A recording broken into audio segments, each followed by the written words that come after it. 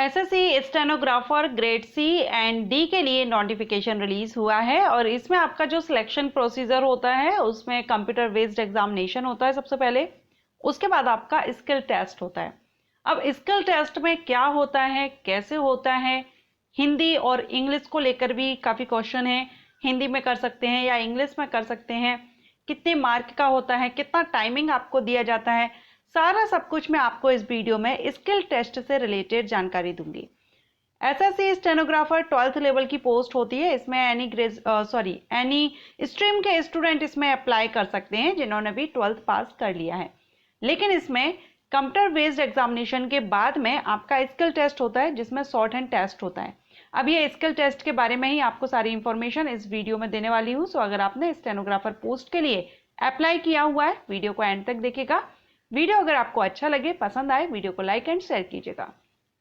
Hello everyone, मैं हूं आस्था। Welcome करती हूं आप सभी का अपने YouTube channel government job जेन्यू notification. सो देखिए, अभी आप यहां पर स्किल टेस्ट देख रहे हैं, ये मैंने नोटिफिकेशन ही ओपन किया हुआ है और इसी में हम स्किल टेस्ट के बारे में पूरी जानकारी लेंगे। स्किल टेस्ट इन स्टेनोग्राफी, अब ये ग्रेड सी और ग्रेड डी दोनों के लिए ही स्किल टेस्ट होगा और सेम आपको टाइमिंग वगैरह सब कुछ दोनों ग्रेड के लिए सेम दिया जाएगा, लेकिन इसमें आपको स्पीड जो रहेगी वो डिफरेंट रहेगी। आगे मैं आपको बताती हूँ। आप यहाँ देख रहे हैं the candidate who are shortlisted in the computer based examination. सबसे पहले आपका कंप्यूटर बेस्ड एग्जामिनेशन होगा, अगर आप उसको क्वालिफाई कर लेते हैं, शॉर्ट लिस्ट किए जाएंगे कैंडिडेट सीबीटी बेस पर। उसमें अगर आप शॉर्ट लिस्टिंग में आ जाते हैं तो आपको स्किल टेस्ट के लिए कॉल किया जाएगा। The candidates will be given one dictation for 10 minutes in English और हिंदी। कैंडिडेट को, यानी जो भी सिलेक्टेड होते हैं, शॉर्ट लिस्ट होते हैं, उनको एक डिक्टेशन दिया जाएगा जो कि 10 मिनट का रहेगा, 10 मिनट की टाइमिंग रहेगी, जिसमें हिंदी या फिर इंग्लिश दोनों में से कोई भी आप कर सकते हैं, जिसमें भी आपने सीखी हो, जिसमें भी आप करना चाहें, हिंदी या फिर इंग्लिश। ठीक है, जो आप एप्लीकेशन फॉर्म के टाइम पर आप फिल करेंगे ना, उसी लैंग्वेज में आपको करनी होगी। देखिए यहाँ पर आप देख सकते हैं, as opted by the candidate in the online application form. जो अप्लाई करते टाइम आपने फॉर्म में अपनी लैंग्वेज जो फिल की होगी, स्टेनोग्राफी स्किल टेस्ट भी आपको उसी लैंग्वेज में देना होगा। एंड इसकी जो स्पीड रहेगी वो यहाँ पर दोनों ग्रेड के हिसाब से दी गई है। देखिए, अगर आप यहाँ पर अप्लाई कर रहे हैं ग्रेड सी के लिए तो आपकी स्पीड 100 वर्ड पर मिनट होनी चाहिए। ग्रेड सी के लिए अगर आप कर रहे हैं स्टेनोग्राफर, ग्रेड सी के लिए स्पीड रहेगी 100 वर्ड पर मिनट। एंड अगर आप स्टेनोग्राफर ग्रेड डी के लिए कर रहे हैं तो आपकी स्पीड रहेगी 80 वर्ड पर मिनट। क्लियर? अगर जिनकी स्पीड ज़्यादा नहीं है, 100 तक आप नहीं कर पाते हैं, तो आप ग्रेड डी के लिए कर सकते हैं। 80 वर्ड पर मिनट इसमें रिक्वायर्ड रहती है।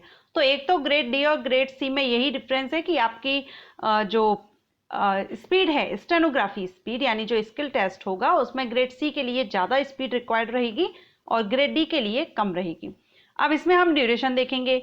स्टेनोग्राफर ग्रेड डी के लिए अगर आपने लैंग्वेज इंग्लिश चूज की है तो आपको यहाँ पर दिया जाएगा 50, यहाँ पर आपका टाइम ड्यूरेशन रहेगा 50 मिनट का इंग्लिश के लिए। ठीक है, इंग्लिश के लिए रहेगा 50 मिनट का और टाइम ड्यूरेशन ये दिया गया पीडब्ल्यूडी कैंडिडेट के हिसाब से दिया गया है। ठीक है, नेक्स्ट है, अगर आप स्टेनोग्राफर ग्रेड डी के लिए ही कर रहे हैं लेकिन आप हिंदी लैंग्वेज में कर रहे हैं तो इसमें आपको टाइमिंग 65, क्योंकि आपने भी देखा होगा सिंपल जो टाइपिंग होती है उसमें भी इंग्लिश की जो टाइपिंग रहती है उसको ड्यूरेशन जो टाइमिंग है वो कम रहती है एंड हिंदी के लिए थोड़ा सा ज़्यादा रहती है। इसी तरह से स्टेनोग्राफी में भी रहेगी। एंड अगर आप करते हैं स्टेनोग्राफी ग्राफर ग्रेड सी के लिए इंग्लिश में तो आपको 40 मिनट की टाइमिंग दी जाएगी और अगर आप ग्रेड सी के लिए ही हिंदी लैंग्वेज चूज करते हैं तो वहां पर आपको 55 मिनट टाइमिंग दी जाएगी। तो ये तो टाइमिंग की बात हो गई, ग्रेड सी के लिए कितनी दी जाएगी, ग्रेड डी के लिए कितनी दी जाएगी, और डिपेंड करता है कि आप किस लैंग्वेज में अपना डिक्टेशन दे रहे हैं, हिंदी या इंग्लिश, तो उस पर डिपेंड करता है। आपको टाइमिंग यहाँ देख ही रहे हैं। ठीक है, नेक्स्ट है candidate who opt to take the stenography test in Hindi. जो भी कैंडिडेट हैं जिन्होंने हिंदी लैंग्वेज को चूज किया है स्टेनोग्राफी टेस्ट में, will be required to learn English stenography. उनको आगे चल के इंग्लिश की स्टेनोग्राफी भी सीखनी होगी और ये भी आपको इसका जो प्रोबेशन पीरियड रहेगा उसी पीरियड में आपको इंग्लिश स्टेनोग्राफी सीखनी होगी। अदर अगर आप यहाँ पर इंग्लिश स्टेनोग्राफी अपना प्रोविजन पीरियड के दौरान नहीं सीख पाते हैं तो फिर आपका प्रोविजन पीरियड कंप्लीट नहीं होगा, ठीक है, आप प्रोविजन में ही रहेंगे। तो आपको जो आपका यहाँ पर प्रोविजन पीरियड रहेगा उस ड्यूरेशन में, उस पीरियड में आपको अपना इंग्लिश स्टेनोग्राफी सीखनी होगी। अगर आपने अभी सिलेक्शन के टाइम पर अभी जो आप अप्लाई कर रहे हैं इसमें अगर आप हिंदी में कर रहे हैं तो आगे चल के आपको इंग्लिश में करनी होगी, सीखनी होगी। अब ये जो स्किल टेस्ट होगा ये कहाँ पर होगा, तो ये आपका जो आपने सेंटर देखे होंगे, सेंटर में आपको आप जिस जोन से बिलोंग करते हैं वहाँ का आपने हेड ऑफिस दिया होगा, लिस्ट आपकी नोटिफिकेशन में ही दी गई है। उस हेड ऑफिस पर, उस ऑफिस पर, कमीशन रीजनल ऑफिसर पर आपका स्किल टेस्ट होगा, ठीक है। तो स्किल टेस्ट आपका आपके रीजनल ऑफिस में ही होगा। तो यहाँ पर स्किल टेस्ट को लेकर के काफ़ी क्वेश्चन। अब स्किल टेस्ट होगा कब, तो स्किल टेस्ट आपका पहले तो कंप्यूटर बेस्ड एग्जामिनेशन होगा जो कि आपका अक्टूबर में है, ठीक है। अक्टूबर में आपका कंप्यूटर बेस्ड एग्जामिनेशन होगा। उस एग्जामिनेशन का जब रिजल्ट डिक्लेयर होगा उसके बाद जो कैंडिडेट शॉर्टलिस्ट हुए हैं उसके बाद आपका स्किल टेस्ट होता है। तो बहुत से कैंडिडेट ये भी क्वेश्चन कर रहे थे कि क्या हम 12th बेस पर अप्लाई नहीं कर सकते। आप बिल्कुल कर सकते हैं, लेकिन इसमें स्टेनोग्राफर की पोस्ट है, आप कहीं भी चले जाइए किसी भी डिपार्टमेंट में, जब स्टेनोग्राफर की वैकेंसी आती है तो वहां पर स्किल टेस्ट होता ही है। शॉर्ट हैंड जो होता है वो आपको सीखना होगा, तभी आप इसमें आगे की स्टेप जो स्टेज है स्किल टेस्ट उसको क्लियर करेंगे, क्योंकि 2 स्टेजेस में ही आपका सिलेक्शन होगा। एक तो computer based examination, second skill test. Skill test आपका अक्टूबर में एग्जाम है सीवीटी, तो आपका नवंबर में, लास्ट नवंबर तक आपका स्किल टेस्ट होना चाहिए। नवंबर दिसंबर के फर्स्ट वीक तक आपका स्किल टेस्ट होना चाहिए। अगर आप सीख सकते हैं उस ड्यूरेशन तक तो आप इसके लिए अप्लाई कर सकते हैं, और जो भी लैंग्वेज आप सिलेक्ट करेंगे फॉर्म अप्लाई के टाइम पर उसी लैंग्वेज में आपको आपका स्किल टेस्ट देना होगा। अब जो कैंडिडेट हिंदी लैंग्वेज चूज कर रहे हैं, हिंदी में स्किल टेस्ट देंगे, तो उनको आपके जो प्रोविजन पीरियड रहेगा उस दौरान आपको इंग्लिश स्टेनोग्राफी सीखना होगा, अदरवाइज आपका प्रोविजन पीरियड कंप्लीट नहीं होगा और आप परमानेंट भर्ती नहीं ले पाएंगे। तो ये भी आप ध्यान रखिएगा, जो भी हिंदी के जो स्टूडेंट हैं, जो भी शॉर्ट हैंड हिंदी में करते हैं उनके लिए है ये।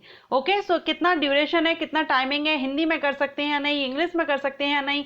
तो इंग्लिश वालों के लिए तो ऐसा नहीं दिया है कि इंग्लिश में जिन्होंने किया हुआ हो वो अपने प्रोविजन के दौरान हिंदी सीखें, ऐसा यहाँ पर मेंशन नहीं किया है। सिर्फ हिंदी वाले जो हैं उनको यहाँ पर बताया गया है कि यहाँ पर एक minute, provision may not be cleared by appointing departments organization. Candidate have to work as English or Hindi stenographer as per the functional requirement of the user. अब यहाँ पर हिंदी वालों के लिए तो इंग्लिश दिया गया है, इंग्लिश वालों के लिए हिंदी है या नहीं ऐसा यहाँ पर मेंशन नहीं किया गया है। सो हिंदी में जो दे रहे हैं वो जरूर याद रखिएगा, आपको इंग्लिश में स्टेनोग्राफी सीखनी होगी आगे चल के। अब आपको यहाँ पर टाइमिंग, ड्यूरेशन को लेकर के, लैंग्वेज को लेकर के एंड स्किल टेस्ट सेंटर को लेकर के सब कुछ क्लियर हो गया होगा। मैं यहाँ पर आपको स्किल टेस्ट जो सेंटर है वो भी यहाँ पर बताती हूँ, एक मिनट।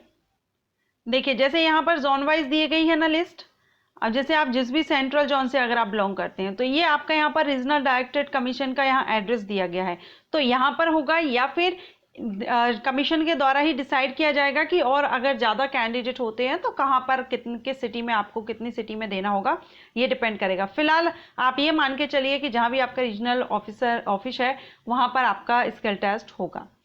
एंड आई होप अब आपको क्लियर हो गया होगा स्किल टेस्ट को लेकर के। एंड अभी भी अगर आपके मन में कोई डाउट है आप कमेंट करके पूछ सकते हैं। Thank you.